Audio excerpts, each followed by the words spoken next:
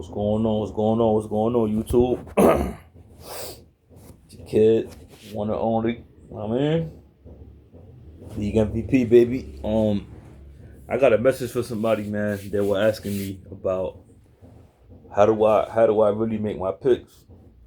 You know what I'm saying? And I wanted to make a video, and I wanted to. When I do my little videos, I don't make half an hour videos. I don't make hour videos. I make little 10-minute videos, 8-minute videos. Because I wanna keep it on one topic, so you guys could understand why I make the picks that I pick and why I do what I do and how I got to where I got. You know what I mean? Because this is not just some overnight shit. Like I said, I'm not gonna sit here and flash everything that I got because that's irrelevant. Whatever I have is irrelevant to you guys.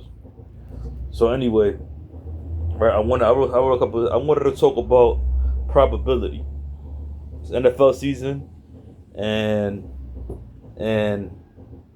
we're gonna stick straight to let me close this door. We're gonna stick straight to NFL, right? Straight NFL. So what I wanted to touch on was the laws of probability, right? I wanted to touch on that, right? So you got a player like Saquon Barkley, right? I believe he was the leader in Russia, either him or Derrick Henry last year in the NFL, right? So hypothetically, I believe that they have him over under 95 rushing yards against the Dallas Cowboys this week, tomorrow, I believe. Now you have to understand something, right? When you make your bets, right? You have to look at a player's average, what they average, the probability of that play actually occurring. Me personally, that 95 and a half, I won't even touch that. Because it's week one. Dallas might just stack the box on them. Like if you know anything about football, if you watch the Super Bowl, Kansas City stacked the box. I don't even think Saquon Barkley rushing more than 40, 50 yards that game, if I'm not mistaken. If I'm mistaken, my bad. But I don't know. I don't think he had that many rushing yards. So when you make your bets and you analyze, I'm doing this video because somebody asked me how do I really do my picks. So I'm going to tell you how I do my research, right? You have to understand what the defenses are looking like. I'll advise you guys to not even really put that much money on week one or week two. Can't predict week one or week two. It's a couple of games if y'all watch my other videos, I told you guys who I'm going with for week one. But I only got 4 plays I'm going with because week one, honestly, it's a toss-up. You know what I'm saying? Most of these games are 50-50 games, like I said in my other video. But I was gonna talk on a player like, it's called correlation, right? Like I always bring up Joe Burrow because he's one of my favorite players. On my videos, I always bring him up. I think he's in the win MVP this year. I ain't gonna lie. Like, that's one of my favorite players. I watched him since he was at LSU, won national championship. But if you're gonna bet like hypothetically Joe Burrow over or under 250 passing yards, right? This is the smart thing to do if you watch football. If you pick he's gonna go over that amount of yards, 9 times out of 10, Lamar Chase, his wide receiver, is gonna get a certain amount of receiving yards, or a certain amount of receptions, or a touchdown. Because 9 times that's his favorite. That's who he's gonna be throwing the ball to. 7 out of the 10 times. So if you got Joe Burrow over the passing yards, you would take Lamar Chase over the receiving yards.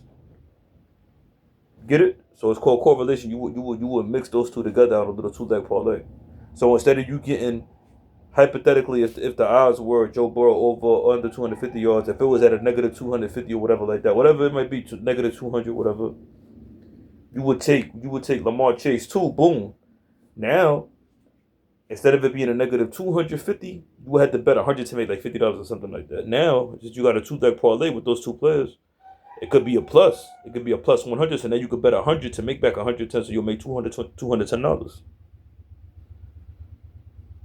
So the odds of that, the probability of that happening is way higher than you just putting up 100 to 150. So with you have to know the math and the science behind betting.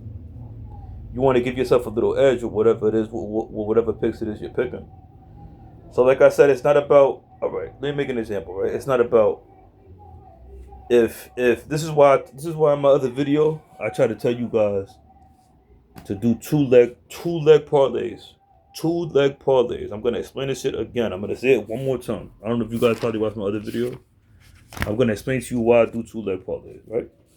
I do two leg parlays because hypothetically, if you were to bet Denver -7, -6, whatever.